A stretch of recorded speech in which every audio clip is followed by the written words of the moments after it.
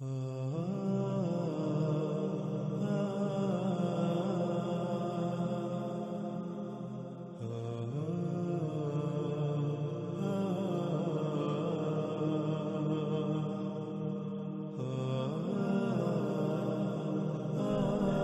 اس وقت سکرین پر جو روایت آپ کو نظر آ رہی ہے، اس روایت میں استعمال ہونے والے الفاظ کو سب سے پہلے جان لیتے ہیں، اس کے بعد روایت کے اوپر تفصیل سے بات کریں گے۔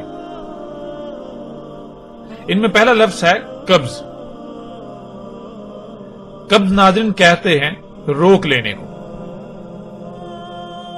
یعنی کہ مثال کے طور پر ایک سلسلہ چل رہا ہے یا آپ کسی کو کوئی شے دے رہے ہیں تو آپ اس شے کا دینا روک دیں، بند کر دیں، جس وجہ سے دوسرا اس شے سے محروم رہ جائے گا، محروم ہو جائے گا۔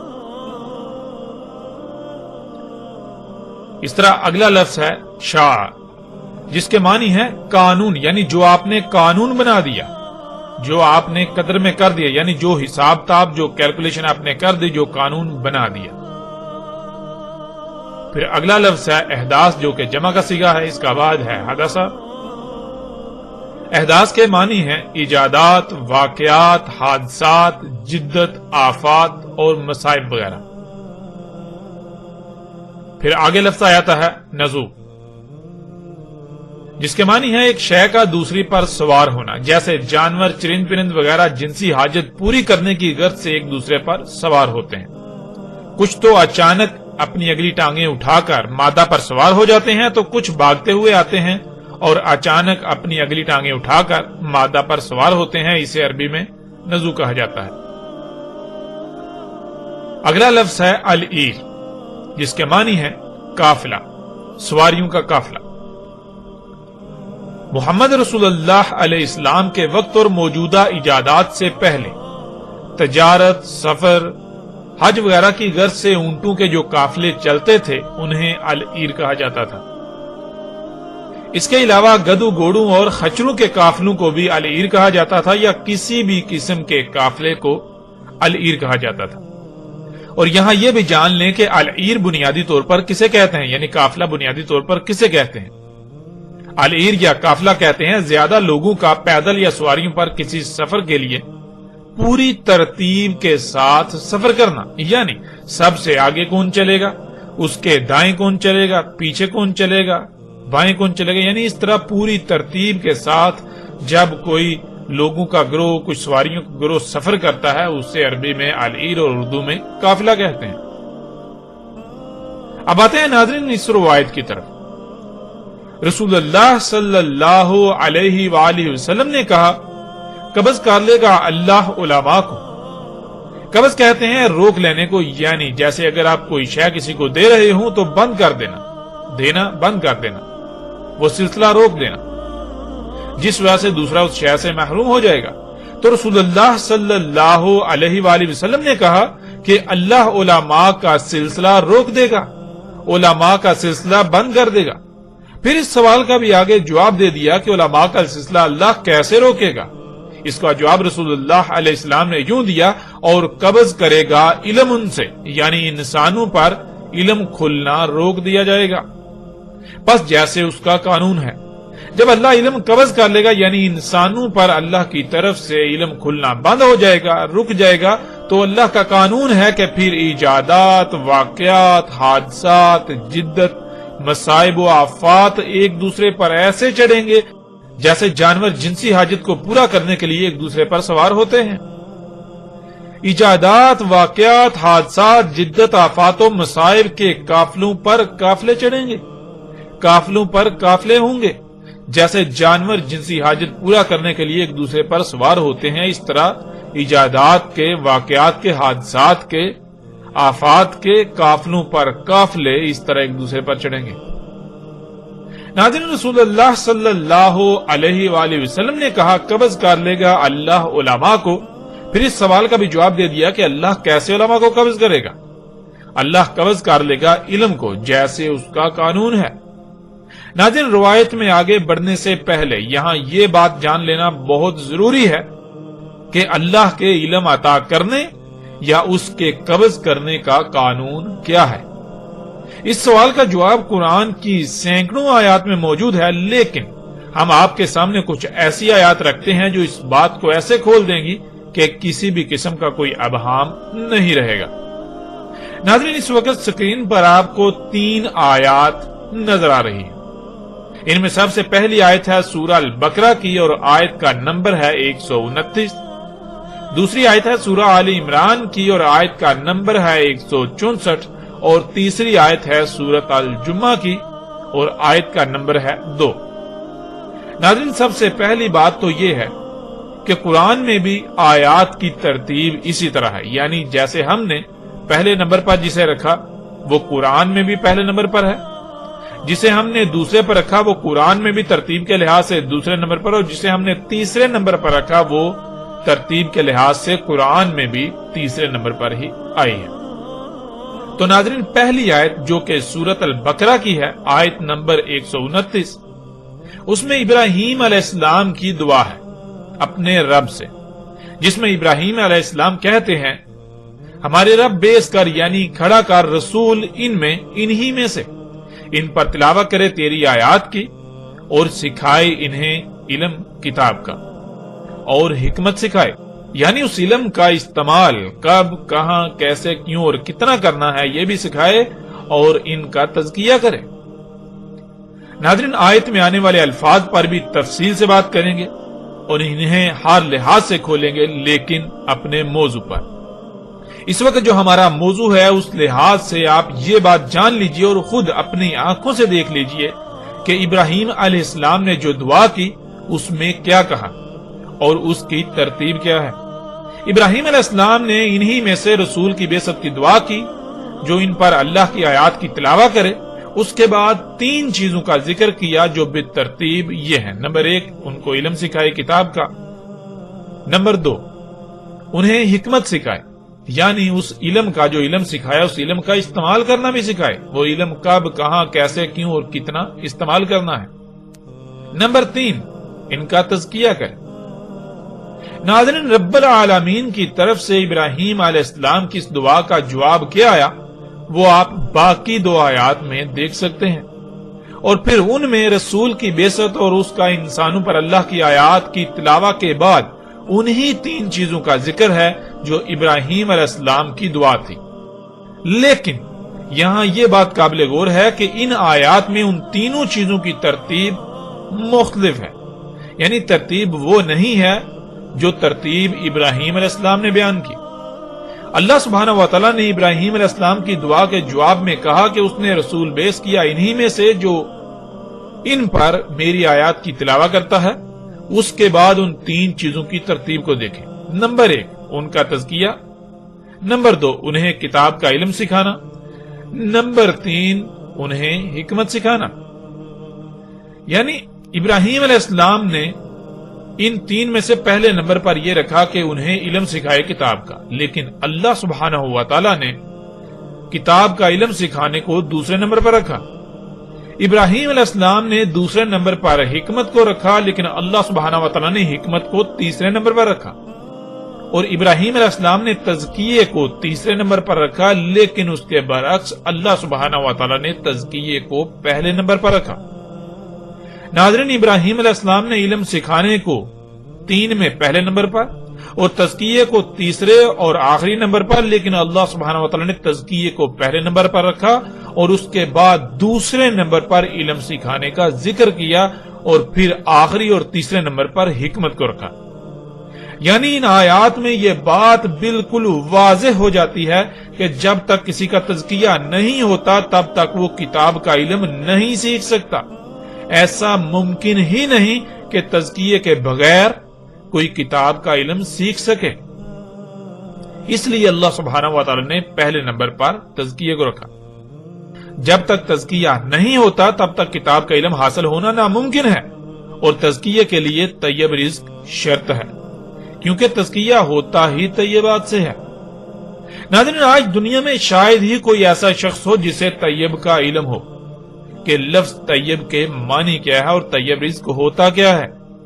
اس موضوع پر آئندہ ایک ساتھ میں تفصیل کے ساتھ بات ہوگی، لیکن یہاں یہ بات واضح ہو جانی چاہیے کہ جب کسی کو طیبات کا ہی علم نہیں، طیبات کا علم ہی نہیں اور وہ خبائث کو اختیار کیے ہوئے ہوگا تو اس کا تزکیہ کیسے ہو سکتا ہے؟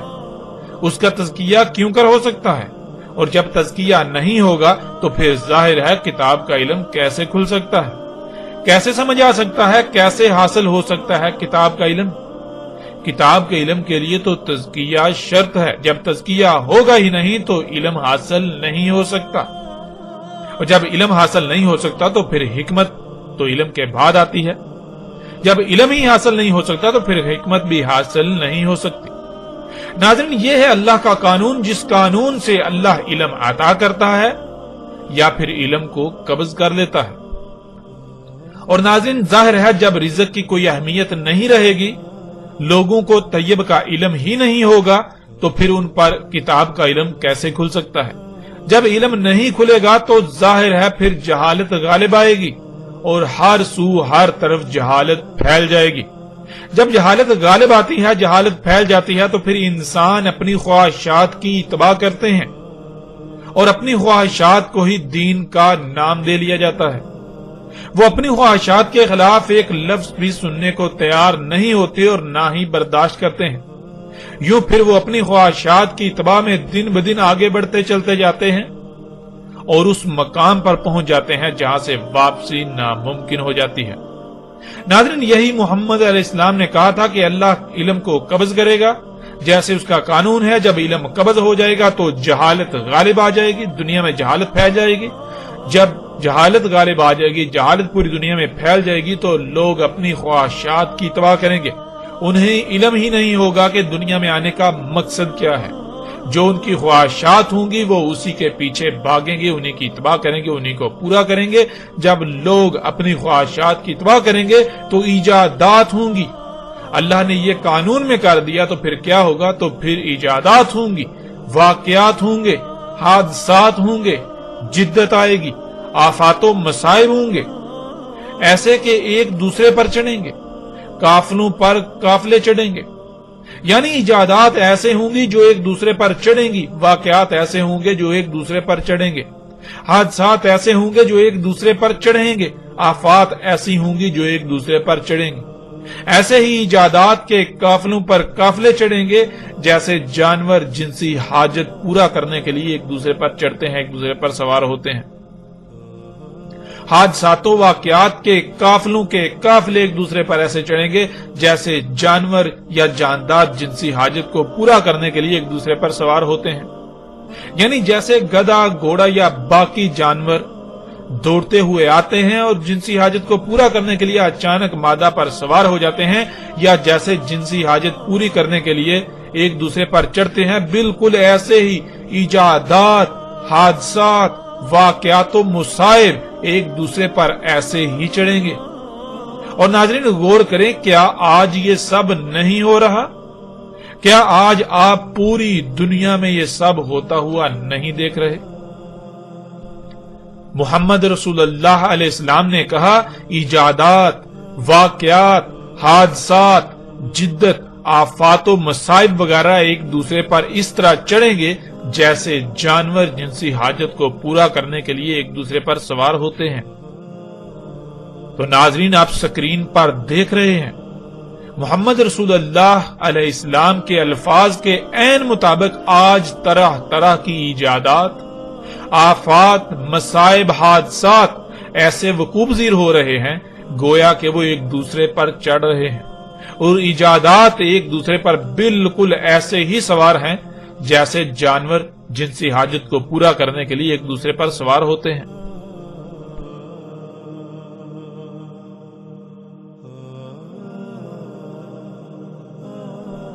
اسی طرح محمد رسول اللہ علیہ السلام نے کہا، ایجادات کے قافلوں پر قافلے، واقعات و حادثات، جدت و آفات اور مصائب وغیرہ کے قافلوں پر قافلے۔ تو ناظرین، کیا یہ آج آپ سب ہوتا ہوا نہیں دیکھ رہے؟ کیا سکرین پر آپ کو یہ سب نظر نہیں آ رہا؟ کہ آج پوری دنیا میں یہ سب ہوتا ہوا نہیں دیکھ رہے؟ اسی طرح محمد رسول اللہ علیہ السلام نے کہا ایجادات، واقعات، حادثات، جدت، آفات و مصائب وغیرہ کے قافلوں پر قافلے ایک دوسرے پر ایسے چڑھیں گے جیسے جانور جنسی حاجت کو پورا کرنے کے لیے ایک دوسرے پر سوار ہوتے ہیں، ایک دوسرے پر چڑھتے ہیں، اور سکرین پر آپ یہ تمام مناظر اپنی آنکھوں سے دیکھ رہے ہیں۔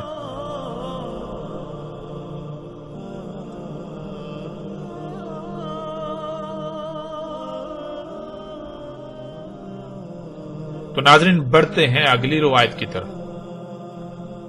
رسول اللہ علیہ السلام نے کہا دابا نکلے گا دشوار گزار گھاٹیوں، پہاڑی رستوں، گھنے جنگلات والے پہاڑی سلسلوں، گھاٹیوں، کھائیوں، بلند و بانگ پہاڑوں کے درمیان دریاؤں، سرنگوں، مشکل ترین اور کٹھن ترین رستوں، علاقوں وغیرہ سے۔ پس اس کا بلند ترین مقام بادل ہوں گے جنہیں وہ مس کرے گا یعنی انہیں چھوئے گا، اور جن پر وہ چلتا ہوگا یعنی جیسے انسان ٹانگوں پر چلتا ہے بالکل اسی طرح دابت الارض جن اعضاء پر جس شے پر چلے گا یعنی اس کے ٹائر، اس کے وہ اعضاء جن پر وہ چلے گا وہ ہوں گے زمین میں، جو وہ چلے گا دشوار گزار پہاڑی دروں، گھاٹیوں، گہری کھائیوں، پہاڑی رستوں، گھنے جنگلات والے پہاڑی سلسلوں، کھائیوں، بلند و بانگ پہاڑوں کے درمیان دریاؤں، سرنگوں اور مشکل ترین اور کٹھن ترین رستوں یا علاقوں وغیرہ سے۔ پس گزرے گا دابا انسان سے، انسان سلی کر رہا ہوگا یعنی انسان اللہ کی ہر شے کو اسی مقام پر رکھ رہا ہوگا جو مقام اللہ نے طے کر دیا، فطرت پر قائم ہوگا۔ وہ اپنی سواری کی حاجت کو پورا کرنے کے لیے فطرتی ذرائع پر انحصار کر رہا ہوگا۔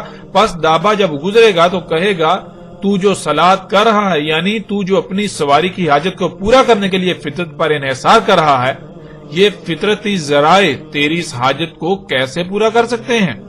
اس لیے اپنی سفری حاجت کو پورا کرنے کے لیے فطرت کو چھوڑ کر مجھے اختیار کر، پس اس کے منہ پر ماسک چڑھا دے گا۔ ناظرین یہ ایک ایسی روایت ہے جو نہ صرف دہلا دینے والی ہے بلکہ رونگٹے کھڑے کر دینے والی ہے۔ محمد رسول اللہ علیہ السلام نے آج سے 14 صدیاں قبل موجودہ سواری کے ذرائع جو غیر فطرتی ہیں، گاڑیاں، ٹرینیں، سمندری اور ہوائی جہاز وغیرہ، ان سب کے بارے میں کس قدر کھول کھول کر بتا دیا تھا آج سے 14 صدیاں پہلے، اس وقت جب ان اشیاء کے بارے میں تصور کرنا بھی ناممکن تھا، تصور کرنا بھی محال تھا۔ اور ناظرین ایسا صرف اور صرف اللہ کا بھیجا ہوا یعنی اللہ کا رسول ہی کر سکتا ہے، اس کے علاوہ اور کوئی نہیں کر سکتا۔ تو ناظرین وہ لوگ جو آج محمد علیہ السلام کی ذات کو نشانہ بنا رہے ہیں ان کے لیے بھی یہ دندان شکن جواب ہے کہ دیکھو اگر محمد علیہ السلام اللہ کے رسول نہیں تھے تو پھر انہوں نے یہ سب اس وقت کیسے بتا دیا تھا؟ اگر سچے ہو تو آؤ جواب دو۔ لیکن ایسے لوگ حق کا مقابلہ کیسے کر سکتے ہیں؟ حق آ جائے اور باطل حق کے سامنے ٹھہر سکے یہ تو ممکن ہی نہیں، لہذا باطل حق کا مقابلہ کیسے کر سکتا ہے؟ تو ناظرین رسول اللہ علیہ السلام نے کہا دابا نکلے گا دشوار گزار گھاٹیوں، پہاڑی رستوں، گھنے جنگلات والے پہاڑی سلسلوں، گہری گھاٹیوں، گہری کھائیوں، بلند و بانگ پہاڑوں کے درمیان دریاؤں، سرنگوں، مشکل ترین اور کٹھن ترین رستوں اور علاقوں وغیرہ سے۔ تو ناظرین کیا آج آپ اپنی آنکھوں سے ایسی سواریاں نہیں دیکھ رہے جو ان علاقوں میں، ایسے خطوں میں، ایسی جگہوں میں سفر کرتی ہیں؟ نہ صرف دیکھ رہے ہیں بلکہ آج ہر کوئی ایسی سواریوں کو استعمال کر رہا ہے جو ایسے رستوں میں انتہائی پرسکون، آرام دہ اور تیز رفتاری سے سفر کرتی ہیں۔ آج انسان ان سواریوں کو آسائشوں، سہولتوں یا ترقی کا نام دیتے ہیں، لیکن اللہ سبحانہ وتعالی اور اس کے رسول محمد علیہ السلام نے اسے دابۃ الارض قرار دیا۔ وہ دابا جو زمین میں فساد عظیم کا سبب بن رہا ہے، وہ دابا جو اسات کے اشارات میں سے ایک شرط یعنی جن وجوہات کی بنا پر اسات آئے گی، زمین پر عظیم تباہی آئے گی جو تمام انسانوں کو صفحہ ہستی سے مٹا دے گی، ان میں سے ایک بنیادی وجہ ہے وہی دابا جو اللہ کے قول واقع ہونے پر نکلنا تھا، سامنے آنا تھا، جس کی وجہ سے آسمان یعنی وہ فضا جس میں آپ سانس لیتے ہیں اس نے طرح طرح کی دخان یعنی گیسوں سے بھر جانا تھا، اور وہ دخان ان عذاب علیم کی شکل اختیار کرنا تھا، جیسے کہ آج یہ سب آپ اپنی آنکھوں سے ہوتا ہوا دیکھ رہے ہیں۔ اس دابا یعنی ان جدید سواریوں کی وجہ سے آسمان طرح طرح کی زہریلی گیسوں سے بھر چکا، جس وجہ سے پوری دنیا طرح طرح کی تباہیوں کی لپیٹ میں ہے۔ انسانوں سمیت مختلف جانداروں کو طرح طرح کی بیماریوں، تکالیف اور اموات کا سامنا کرنا پڑ رہا ہے۔ زلزلے آ رہے ہیں جو دن بدن بڑھتے ہی چلے جا رہے ہیں۔ سیلاب، طوفان اور آندیاں آ رہی ہیں۔ ان کے علاوہ کون سی ایسی تباہیاں نہیں ہیں جن کا آج انسانوں کو سامنا نہیں کرنا پڑا، اور یہ سب کس وجہ سے؟ ناظرین ذرا غور تو کریں۔ اور رسول اللہ علیہ السلام نے کہا اس کا راس یعنی اس کی چوٹی، اس کا بلند ترین مقام بادل ہوں گے، بادلوں کو مس کرے گا، انہیں چھوئے گا۔ اور ناظرین یہ بھی آج آپ اپنی آنکھوں سے ہوتا ہوا دیکھ رہے ہیں، نہ صرف دیکھ رہے ہیں بلکہ جب آپ اسی دابا یعنی ہوائی جہاز میں سوار ہوتے ہیں تو اس سارے منظرنامے سے خود بھی گزرتے ہیں اس دابا کے ساتھ۔ یعنی یہی دابۃ الارض جو جہازوں کی صورت میں آج موجود ہے، وہ بادلوں کو پہنچتا ہے، انہیں چھوتا ہے، یہاں تک کہ بادلوں کو چیرتا ہوا ان سے اوپر نکل جاتا ہے۔ اور رسول اللہ علیہ السلام نے کہا اس کی رجل یعنی جن پر وہ چلے گا، جیسے انسان جن پر چلتا ہے وہ اس کی ٹانگیں کہلاتی ہیں، بالکل اسی طرح دابۃ الارض جن اعضاء پر چلے گا یعنی اس کے ٹائر وہ زمین میں ہوں گے جو وہ نکلے گا دشوار گزار گھاٹیوں، پہاڑی رستوں، گھنے جنگلات والے پہاڑی سلسلوں، گہری گھاٹیوں، گہری کھائیوں، بلند و بانگ پہاڑوں کے درمیان دریاؤں، سرنگوں، مشکل ترین اور کٹھن ترین رستوں اور علاقوں وغیرہ سے۔ ناظرین یہی دابا زمین پر اپنی رجل یعنی ٹائروں پر چلتا ہے تو اس کے ٹائر زمین پر ہوتے ہیں، جیسا کہ طرح طرح کی گاڑیاں ہیں جو ایسے علاقوں سے اپنے ٹائروں پر سفر کرتے ہوئے نکلتی ہیں، چلتی ہوئی نکلتی ہیں۔ اور یہ سب آج آپ اپنی آنکھوں سے دیکھ رہے ہیں، اور سکرین پر بھی آپ یہ سب مناظر اپنی آنکھوں سے دیکھ رہے ہیں۔ پھر ناظرین رسول اللہ علیہ السلام نے کہا پس گزرے گا انسان سلی کر رہا ہوگا، یعنی انسان اللہ کی ہر شے کو اسی مقام پر رکھ رہا ہوگا جو مقام اللہ نے طے کر دیا، فطرت پر قائم ہوگا۔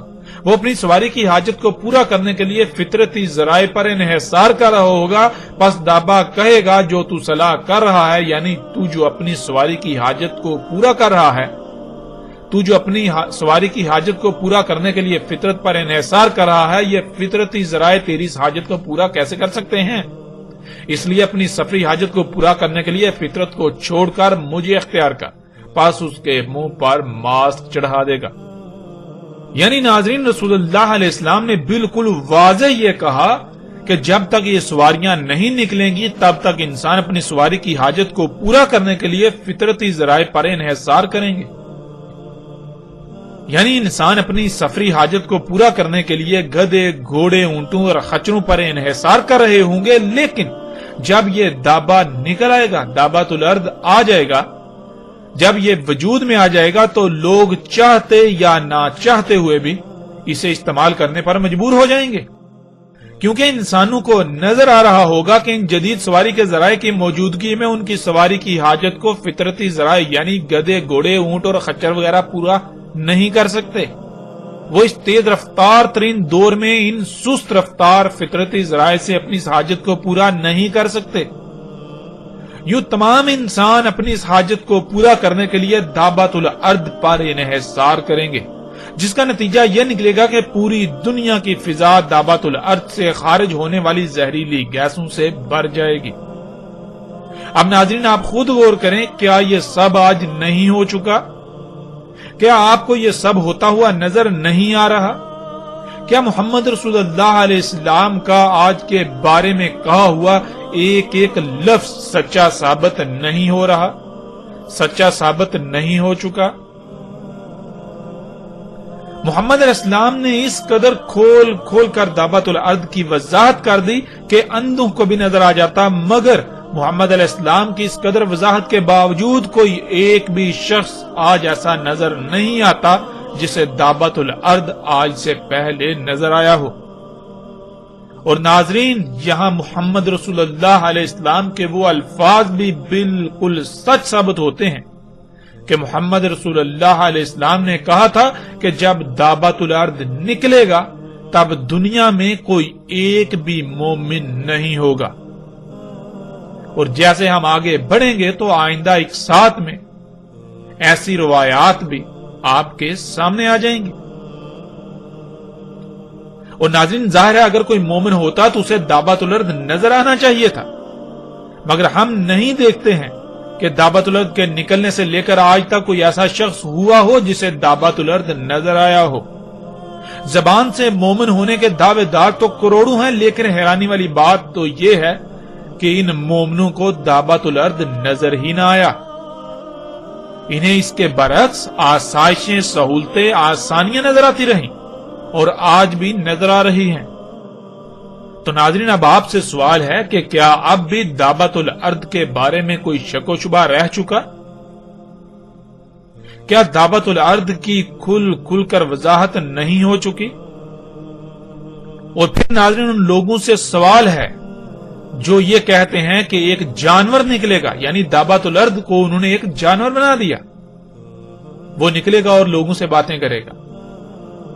تو ان سے سوال ہے کیا تمہارا وہ جانور، اس میں یہ تمام تر صلاحیتیں موجود ہوں گی جو محمد رسول اللہ علیہ السلام نے کہہ دیا تھا؟ اور پھر مرزا غلام احمد قادیانی کے پیروکاروں سے بھی سوال ہے کہ کیا جسے مرزا غلام احمد قادیانی نے دابت الارض کہا، کیا اس پر یہ تمام کے تمام الفاظ پورے اترتے ہیں؟ ناظرین مرزا غلام احمد قادیانی کے تمام پیروکاروں کو چیلنج ہے، ان کو چیلنج ہے کہ وہ مرزا غلام احمد قادیانی کو سچا ثابت کر کے دکھائیں۔ محمد رسول اللہ علیہ السلام نے تو کہا تھا کہ جب دابت الارض نکلے گا اس وقت زمین میں کوئی ایک بھی مومن نہیں ہوگا۔ ظاہر ہے اگر مومن ہو تو اسے دابت الارض نظر آ جاتا نا۔ اب ناظرین جب مرزا غلام احمد قادیانی کو دابت الارض ہی نظر نہیں آیا تو وہ رسول، مہدی اور مثل عیسیٰ یا عیسیٰ تو بعد کی بات ہے، وہ تو مومن ہی نہیں، وہ تو مومن ہی ثابت نہیں ہوتا۔ اتنا بڑا دعوے دار یعنی رسول ہونے کا دعوے دار، اور حیران کن طور پر کیسا رسول ہے کہ اسے دابت الارض ہی نظر نہ آیا؟ ہے نا حیرانی والی بات؟ اور قادیانیوں کو چیلنج ہے، قادیانیوں کو بار بار حق کی طرف دعوت دی جاتی ہے کہ اپنی آنکھیں کھول لیں۔ اگر وہ حق کے دعوے دار ہیں تو انہیں اپنی آنکھیں کھولنا ہوں گی، ورنہ اگر اس قدر حق واضح ہونے کے باوجود انہیں حق نظر نہیں آتا تو قادیانی جان لیں کہ دنیا میں وہ بدترین مشرک اور کافر ہیں۔ ہاں دنیا میں وہ اپنے آپ کو جتنی چاہے جھوٹی تسلیاں دیتے رہیں، لیکن اللہ کے قانون میں وہ بدترین مشرک ہیں، بدترین مشرک۔ ناظرین اب بڑھتے ہیں اگلی روایت کی طرف۔ رسول اللہ علیہ السلام نے کہا نکلے گا دابا دشوار گزار گھاٹیوں، پہاڑی رستوں، گنے جنگلات والے پہاڑی سلسلوں، گھاٹیوں، کھائیوں، بلند و بانگ پہاڑوں کے درمیان سرنگوں، دریاؤں، مشکل ترین اور کٹھن ترین رستوں اور علاقوں وغیرہ سے، ساتھ عالی شان پرسکون آرام دہ تیز رفتار سواریوں سے۔ پس وہ چھوئے گا بادلوں کو اور جن پر وہ چلتا ہوگا، یعنی جیسے انسان ٹانگوں پر چلتا ہے بالکل ایسے ہی جن پر وہ چلتا ہوگا یعنی اس کے ٹائر، وہ ہوں گے زمین میں جو وہ نکلے گا دشوار گزار پہاڑی دروں، گھاٹیوں، گہری کھائیوں وغیرہ سے۔ اس طرح ناظرین اگلی روایت، رسول اللہ علیہ السلام نے کہا نکلے گا دابا دشوار گزار گھاٹیوں، پہاڑی رستوں، گنے جنگلات والے پہاڑی سلسلوں، گھاٹیوں، گہری کھائیوں، بلند و بانگ پہاڑوں کے درمیان دریاؤں، جھیلوں، سرنگوں، مشکل ترین اور کٹھن ترین رستوں، علاقوں وغیرہ سے۔ پس اس کا بلند ترین مقام بادل ہوں گے جنہیں وہ مس کرے گا یعنی انہیں چھوئے گا، اور جن پر وہ چلتا ہوگا یعنی جیسے انسان ٹانگوں پر چلتا ہے بالکل ایسے ہی جن اعضاء پر وہ چلتا ہوگا یعنی اس کے ٹائر، وہ زمین میں ہوں گے جو وہ نکلے گا دشوار گزار پہاڑی دروں، گھاٹیوں، گہری کھائیوں وغیرہ سے۔ پس گزرے گا انسان سلی کر رہا ہوگا یعنی انسان اللہ کی ہر شے کو اسی مقام پر رکھ رہا ہوگا جو مقام اللہ نے طے کر دیا۔ فطرت پر قائم ہوگا، وہ اپنی سواری کی حاجت کو پورا کرنے کے لیے فطرتی ذرائع پر انحصار کر رہا ہوگا، پس دابا کہے گا جو تو صلاح کر رہا ہے، یعنی تو اپنی سواری کی حاجت کو پورا کرنے کے لیے فطرت پر انحصار کر رہا ہے، یہ فطرتی ذرائع تیری اس حاجت کو کیسے پورا کر سکتے ہیں؟ اس لیے اپنی سفری حاجت کو پورا کرنے کے لیے فطرت کو چھوڑ کر مجھے اختیار کر، مجھ پر انحصار کر، ورنہ اگر اس کے باوجود تو فطرت پر انحصار کرنے کی بجائے انہی یعنی اپنی سواری کی حاجت کو پورا کرنے کے لیے فطرتی ذرائع پر ہی انحصار کرتا ہے، تو پھر دو ہی صورتیں ہیں، یا تو یہ کہ اس کے ساتھ پناہ لی جائے، یعنی فطرتی ذرائع پر انحصار کر کے اللہ کے ساتھ شرک اور اس کا کفر کرنے سے بچا جائے، اللہ کے علاوہ کسی اور کو رب بنانے سے بچا جائے، یا پھر دوگلاپن، منافقت اور محض دکھاوا ہے، پس اس کے منہ پر ماسک چڑھا دے گا۔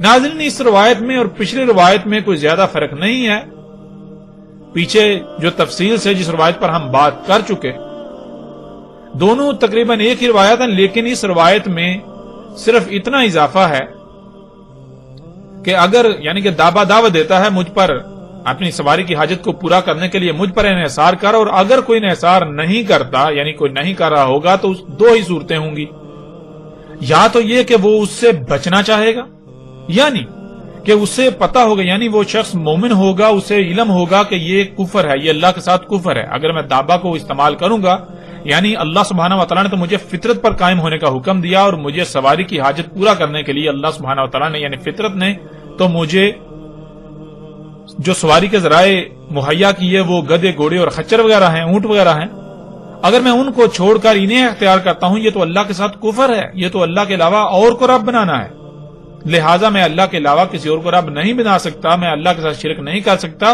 تو اللہ کے ساتھ کفر و شرک سے بچنے کے لیے وہ سواری کے ذرائع یعنی فطرت پر انحصار کرے گا، یا پھر دوسری صورت یہ ہے کہ محض لوگوں کو دکھانے کے لیے یعنی دوگلا پن اور منافقت ہوگی، اس کے علاوہ کچھ نہیں ہوگا، یعنی کہ اگر کوئی شخص فطرتی ذرائع کو اختیار کر رہا ہے یعنی اس نے رکھے ہوئے ہیں، یعنی وہ گھوڑے کو استعمال کرتا ہے، گدے یا خچر کو استعمال کرتا ہے، تو وہ کیوں کرتا ہے؟ وہ محض دکھاوے کے لیے، ریاکاری کے لیے، وہ اس کے پاس گاڑیاں بھی یہ سب کچھ بھی ہے، اس کے باوجود وہ صرف یعنی کہ ایسے دور میں، ایسے وقت میں جب گھوڑے یہ ساری سواریاں یہ اونٹ وغیرہ گھوڑے ناپید ہو چکے ہیں، لوگ گھوڑوں وغیرہ پر سفر نہیں کرتے، اور وہ صرف دکھاوے کی غرض سے وہ فطرتی ذرائع جو ہے وہ محض دکھاوے کی غرض سے رکھے گا، اس سے بڑھ کر کچھ نہیں۔ اور ناظرین آپ غور کریں، کیا یہ آج سب نہیں ہو رہا؟ بالکل یہ سب آج ہو رہا ہے۔ اور ناظرین پھر وہی سوال کہ اس قدر دعویٰ کی وضاحت ہو جانے کے باوجود بھی کیا دعوت الارض کے بارے میں کوئی شک و شبہ رہ جاتا ہے؟ بالکل نہیں۔ ناظرین حق الحمدللہ ہر لحاظ سے بالکل واضح ہے کہ آج سے 14 صدیاں قبل محمد رسول اللہ علیہ السلام نے دعوت الارض کے بارے میں کس قدر کھول کھول کر وضاحت کر دی تھی۔ ناظرین اس قدر وضاحت ہو جانے کے باوجود ہم الحمدللہ مزید معتلی روایات کو سامنے رکھیں گے اور ان پر بھی بات کریں گے کہ ان میں رسول اللہ علیہ السلام نے دعوت الارض کے بارے میں مزید کیا کیا کہا۔ رسول اللہ علیہ السلام نے کہا وہ ہوگا دابا جو نکلے گا سات کے قیام کے پاس، اپنے عوامل سے کلام کرے گا لوگوں سے، اور وہ زہر آلود کر دے گا چہرہ مومن کا اور کافر کا۔ یعنی ناظرین اس روایت میں رسول اللہ علیہ السلام کے الفاظ بالکل واضح ہیں۔ رسول اللہ علیہ السلام نے کہا کہ اس میں کچھ شک نہیں، وہ دابا ہوگا، یعنی وہ جو حرکت کرنے والی مخلوقات سامنے آئیں گی، یعنی کہ آج جو حرکت کرنے والی مخلوقات نہیں ہیں، جو مرحلہ بمرحلہ آگے بڑھتی ہیں، جو حرکت کرتی ہیں تیر کر، رینگ کر، چل کر یا اڑ کر، جو آج موجود نہیں ہیں لیکن بعد میں سامنے آئیں گی، وہ کیا ہوگا؟ وہ مخلوقات، وہ دابا ہوگا جس نے قیام الساعت کے قریب نکلنا تھا۔ اور ناظرین دابا کا نکلنا یعنی ان مخلوقات کا سامنے آنا، سات کا سر پر آنا بالکل واضح ہے، یعنی کہ دابا کا آنا، دابت الارض کا سامنے آنا، سات کے سر پر آنے کا اعلان تھا۔ ناظرین آج کس قدر آپ خطرناک وقت میں کسی قدر خطرناک دور میں موجود ہیں آپ کو اب اندازہ ہو جانا چاہیے۔ اور پھر رسول اللہ علیہ السلام نے کیا کہا، وہ اپنے عوامل سے انسانوں سے کلام کرے گا، اور وہ اس کا کلام کیا ہوگا اس کی وضاحت بھی رسول اللہ علیہ السلام نے کر دی۔ اس کا کلام یہ ہوگا کہ وہ زہر آلود کر دے گا مومن کا اور کافر دونوں کا چہرہ، یعنی سب کے چہرے ان پر زہر آلود کر دے گا۔ اور ناظرین غور کریں کہ آج یہ سب نہیں ہو چکا، کیا آج پوری دنیا کی فضا زہر آلود نہیں ہو چکی؟ اس میں کوئی مومن ہو یا کافر ہو، کیا دونوں اس زہر آلود فضا میں نہیں؟ مومن اور کافر دونوں کے چہرے زہر آلود نہیں کر دیے ان گاڑیوں نے، ان جہازوں نے، ان مخلوقات نے، یہ جو دابت الارض ہے۔ ناظرین اس روایت کی روح سے بھی حقیقت آپ پر بالکل واضح ہو جاتی ہے۔ ناظرین اس وقت سکرین پر جو آپ کو روایت نظر آ رہی ہے، سب سے پہلے اس میں استعمال ہونے والے الفاظ کو جان لیتے ہیں۔ ان میں ایک لفظ ہے صدا، جس کے معنی ہے زمین کا اس طرح پھٹنا یا پھاڑا جانا کہ زمین اس طرح دو حصوں میں تقسیم ہو جائے، درمیان سے خندق نظر آئے، یعنی جیسے زمین میں کوئی نہر کھودی جاتی ہے، اس طرح زمین کا درمیان سے پھٹا ہوا ہونا اور درمیان میں نہر سی خندق سی نظر آنا۔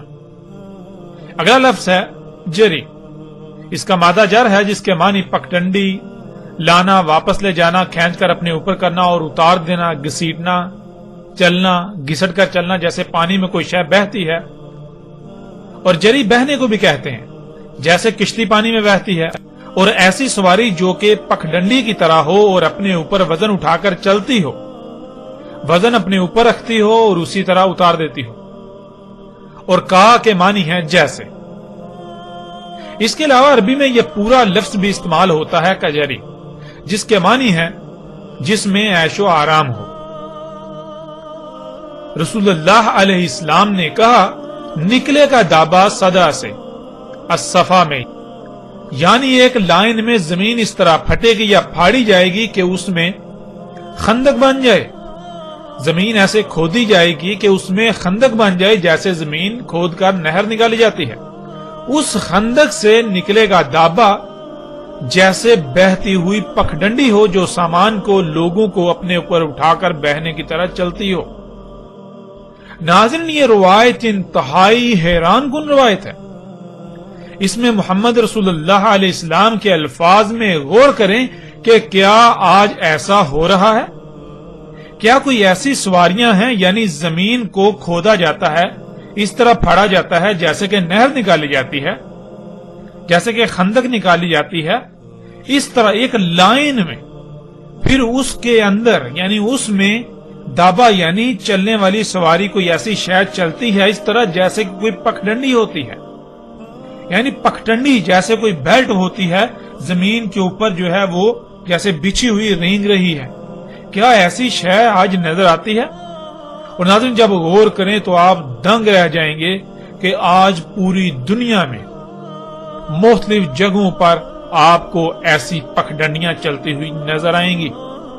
یعنی کہ اگر آپ غور کریں تو جو دنیا میں ایئرپورٹس ہیں وہاں آپ دیکھیں کہ وہاں زمین کو کھود کر اس میں اسی طرح جیسے کوئی خندق نکالی جاتی ہے، اس طرح لائن سے خندق نکالی جاتی ہے، پھر اس خندق میں یہ جو جیسے الیکٹرانک سیڑھیاں ہوتی ہیں، بالکل اس طرح الیکٹرانک بیلٹ ہوتی ہے جو اس میں بچھا دی جاتی ہے، جس کے اوپر لوگ کھڑے ہوتے ہیں اور پھر وہ ایسے چلتی ہے جیسے کہ پانی کے اوپر کوئی شے بہہ رہی ہے۔ اس طرح زمین کے ساتھ وہ بیلٹ جو ہے وہ رینگتی ہوئی چلتی ہے۔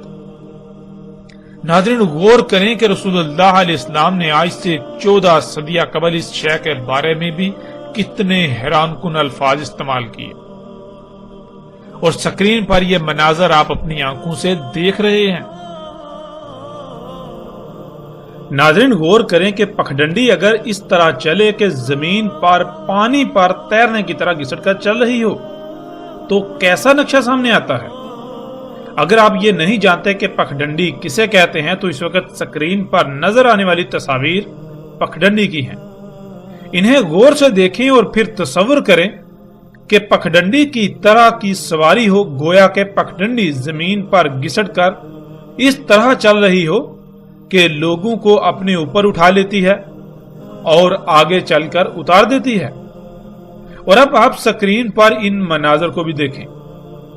آپ کو سکرین پر رسول اللہ علیہ السلام کے الفاظ کے عین مطابق یہی نظر آ رہا ہے کہ گویا پگڈنڈی پانی پر تیرنے کی طرح زمین پر گھسٹ کر چل رہی ہے. ناظرین، یہ سواری آج دنیا کے مختلف ہوائی اڈوں، ٹرین اسٹیشنوں، بس اڈوں سمیت شاپنگ مالز میں آپ کو نظر آئے گی. روایت میں صدع کی عین کے نیچے 2 زیریں ہیں جس سے صدعین جمع کا صیغہ بن جاتا ہے. یعنی دنیا میں بہت سی جگہوں پر زمین کو ایک لائن میں ایسے کھودا جائے گا کہ خندق بن جائے اور اس خندق میں یہ پگڈنڈی نماز سواری یعنی دابہ چلے گا. اور ناظرین، حیران کن طور پر آپ یہ مناظر آج اپنی آنکھوں سے دیکھ رہے ہیں.